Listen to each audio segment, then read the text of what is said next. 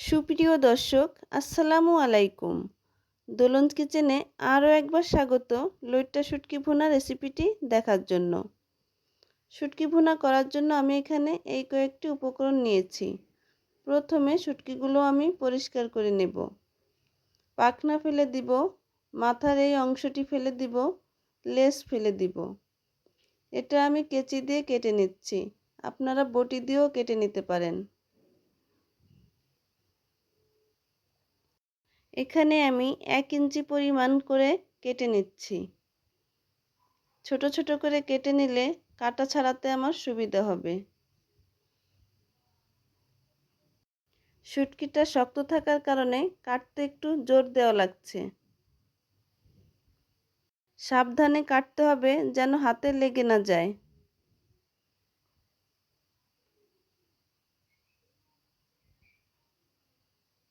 এভাবে আমি সব শুটকিগুলো কেটে নিয়েছি।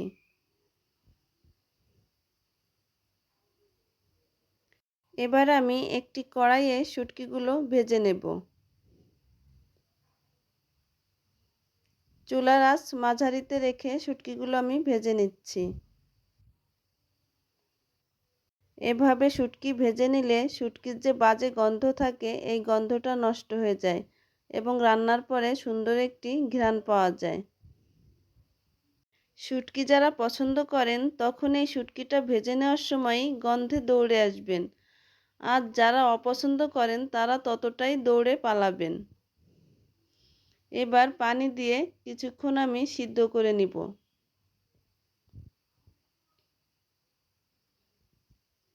পানিটা ফুটে উঠলে আমি ঢেকে রেখে দিব 10 মিনিটের মতো। এই 10 মিনিটে শুটকিটা সিদ্ধ হয়ে নরম হয়ে যাবে। দেখে নিচ্ছি শুটকিটা নরম হয়েছে কিনা। শুটকিটা নরম হয়ে গিয়েছে। এবার আমি শুটকিগুলো ভালো করে ধুয়ে নেব। শুটকিটা ধুয়ে নিয়েছি। এবার শুটকি থেকে আমি কাঁটা ছাড়িয়ে নিচ্ছি। এভাবে করে মাঝখানের যে কাঁটাটি আছে এটা আমি বেছে ফেলে দিব। আমি যেভাবে শুটকি ভুনাটি করব তাতে কাঁটাটি বেছে ফেলে দিলেই দেখেছি অনেক মজা লাগে। অনেকে অবশ্য কাঁটা সহও পছন্দ করেন, তারা কাঁটাটি রেখেও দিতে পারেন।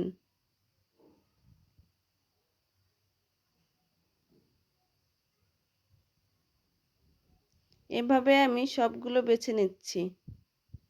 আমার শুটকিগুলো থেকে কাঁটা বেছে নেওয়া হয়ে গিয়েছে। এবার আমি পরবর্তী ধাপে চলে যাচ্ছি। রান্না করার জন্য এখানে আমি একটি প্যান বসিয়েছি। দিয়ে দিচ্ছি পরিমাণ মতো তেল।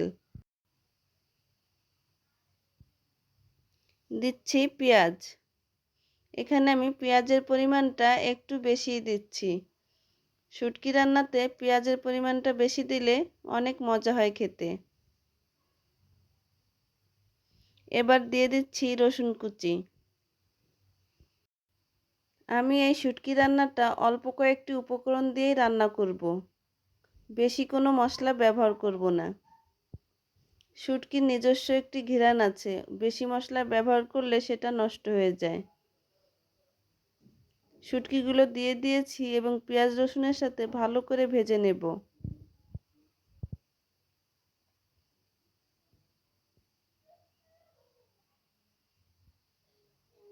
এবার দিয়ে দিচ্ছি হাফ চা চামচ হলুদ গুঁড়ো এবং 2 চা চামচ মরিচের গুঁড়ো। শুটকি রান্নায় ঝালের পরিমাণটা একটু বেশি দিতে হয়। দিয়ে দিয়েছি লবণ। লবণের পরিমাণটা একটু বুঝে দিতে হবে, কারণ শুটকিতেও লবণ থাকে।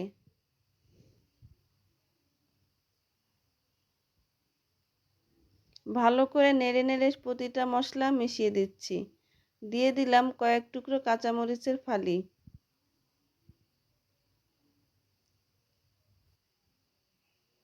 একটু পানি দিয়ে সব কিছু ভালো করে কষিয়ে নেব।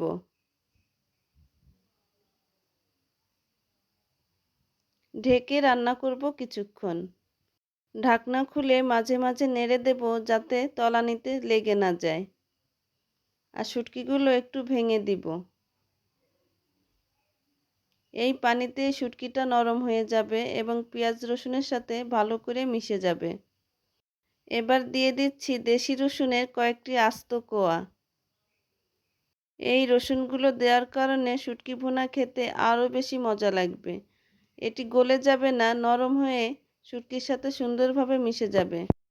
ঢাকনা দিয়ে আরও কিছুক্ষণ রান্না করব, যেন রসুনগুলো ভালো করে নরম হয়ে যায় এবং শুটকির উপরে তেল ভেসে ওঠে।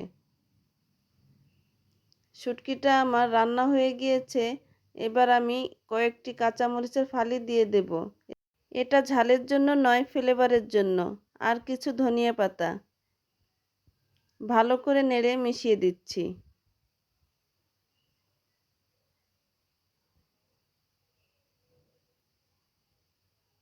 এবার কিছুক্ষণ ঢেকে রেখে আমি সার্ভিসিং ডিশে ঢেলে নেব।